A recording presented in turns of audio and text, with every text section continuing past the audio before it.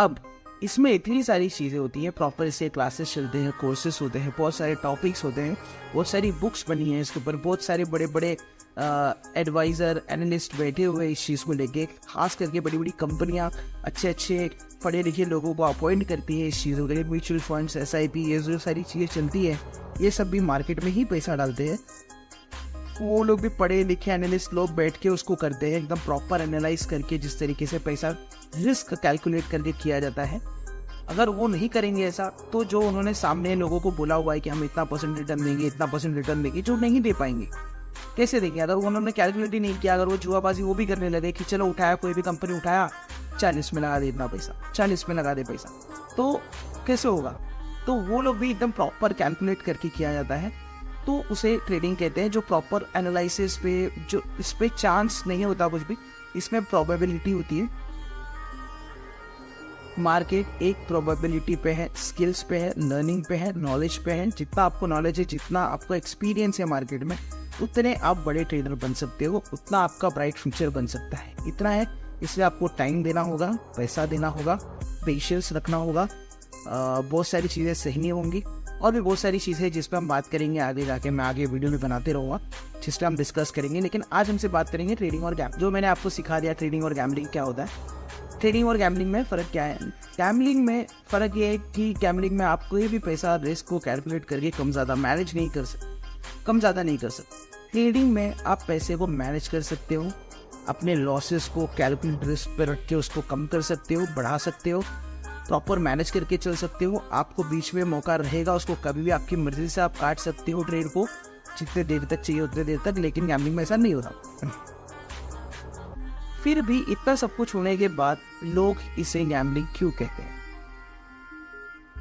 तो मैं बता दूं कि जिनको ज़ीरो नॉलेज हो, जिनको ज़ीरो कुछ पता हो, सिर्फ वो इंस्टाग्राम या फिर वाया देख के, पैसा देख के, उसमें लालच देख के, कुछ पैसा लेके डीमैट अकाउंट खोल के अगर आ गए ट्रेडिंग के अंदर, और उन्होंने कोई भी शेयर्स उठाए, खरीदे, अपने पास रखे, तब तक रखे जब तक ज़ीरो नहीं हो जाए, क्योंकि बढ़ने वाला तो है नहीं। विदाउट नॉलेज उन्होंने शेयर्स खरीद के रखे अपने पास, तो वो कैसे बढ़ेंगे? हाँ, एक बार अगर बढ़ गए, 2 बार अगर बढ़ गए तो खुश हो जाते हैं, फिर और पैसा लगाते, और पैसा लगाते, लेकिन नॉलेज के पीछे नहीं जाते, ना सीखने की कोशिश करते हैं, प्रॉपर जुए के तरीके से ही लेते हैं, और उसका पूरा ज़ीरो होने का वेट करते हैं। जब एक बार वो पैसे हार जाते हैं, तो फिर उसे बोलते हैं कि भाई ये तो सट्टा है, ये गैम्बलिंग है, ये लोग ऐसा ऐसा करते हैं, ऐसा ऐसा करते हैं। लेकिन सबका अलग अलग पॉइंट ऑफ व्यू है, सबको अपनी अपनी बात रखने का हक दिया है गवर्नमेंट ने। तो मेरा ये मानना है कि मेरे पॉइंट ऑफ व्यू से मैंने आपको सारी चीज़ें क्लियर कर दी कि गैम्बलिंग में क्या होता है, ट्रेडिंग में क्या होता है। और अगर हम समझे ध्यान से, तो ट्रेडिंग में अगर आप जितना टाइम, जितना नॉलेज देंगे, इसमें पेपर ट्रेडिंग का मौका होता है, इसमें आपको सीखना बहुत ईजी तो नहीं बोल सकता, लेकिन आप अच्छे से टाइम देके जॉब करते करते अगर आप नॉलेज लेना चाहें, या फिर लेते रहे साइड बाय साइड, आधा घंटा 1 घंटा कोई बुक्स पढ़ लिया, कोई वीडियोस देख ली, या फिर कुछ समझ लिया, या फिर हम मार्केट ही देख लिए थोड़ी देर के लिए, इसमें प्रॉपर आपको समझ में आने लग जाएगा कि मार्केट क्या होता है। और एज अ गैम्बलर मैंने कभी भी किसी को आज तक तो मैंने तो नहीं देखा कि किसी ने अपना करियर सेट किया हो गैम्बलिंग करके, पता नहीं, मैंने तो नहीं देखा। लेकिन शेयर मार्केट में मैंने बहुत से लोगों को देखा जो आज करियर सेट किए हुए, मेरे से कम एज के लोग ने भी आज अपना करियर सेट किया हुआ है, अच्छे खासे पैसे बना रहे हैं, इन्फ्लुएंसर बन के, यूट्यूब पे वीडियोस डाल के, फिर उसके बाद में शेयर मार्केट में ट्रेडिंग करके, लोगों को सिखा के और ज्ञान बांट भी रहे हैं। ट्रेडिंग एक सप्लाई डिमांड पे होता है, सप्लाई अगर कम हो, डिमांड ज़्यादा हो, इस प्राइस का वैल्यू बढ़ जाता है। अगर डिमांड कम हो, सप्लाई ज़्यादा हो, तो उस प्राइस का वैल्यू कम हो जाता है। अगर ज़्यादा होगा तो भी हम पैसे कमाएंगे, अगर कम होगा तो भी हम पैसे कमाएंगे। बस हमें पता होना चाहिए कि इसके बाद वो कम होने वाला है या ज़्यादा होने वाला है। ये पूरा एक प्रेडिक्शन पे भी होता है, इसको हम प्रेडिक्शन भी बोल सकते हैं कि आपने कुछ प्रेडिक्ट किया कि मार्केट का प्राइस ऊपर जाने वाला है, तो आपने खरीद लिया।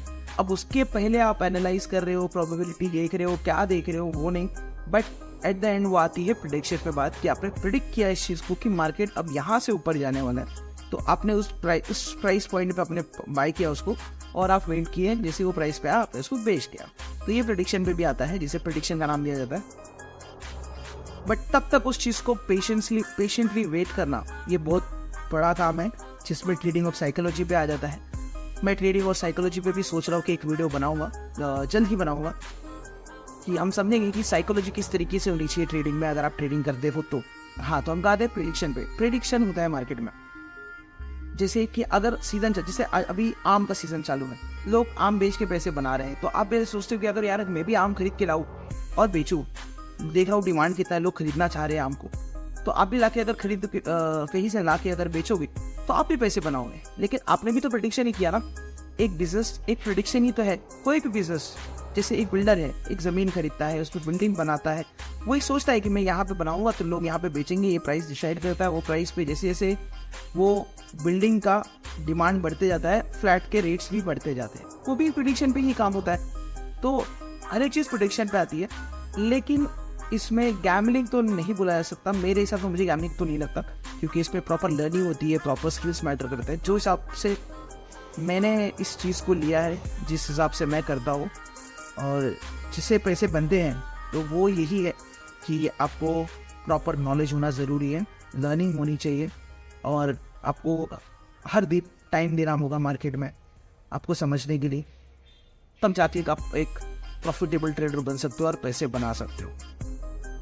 ठीक है, आज के लिए बस इतना ही। मैंने आपको शायद सब समझा दिया होगा कि ट्रेडिंग इज़ अ गैमलिंग क्यों बोला जाता है, और ये चलते रहेगा हमेशा। लोग बोलते रहेंगे जब तक बिना सीखे लोग आके इसमें पैसे लगाते रहेंगे, हारते रहेंगे, और फिर बाद में गाली देंगे कि यार ये तो गैमलिंग है। तो इससे डिबेट करना, किसी से डिबेट करना इस चीज़ के बारे में सही नहीं बनता।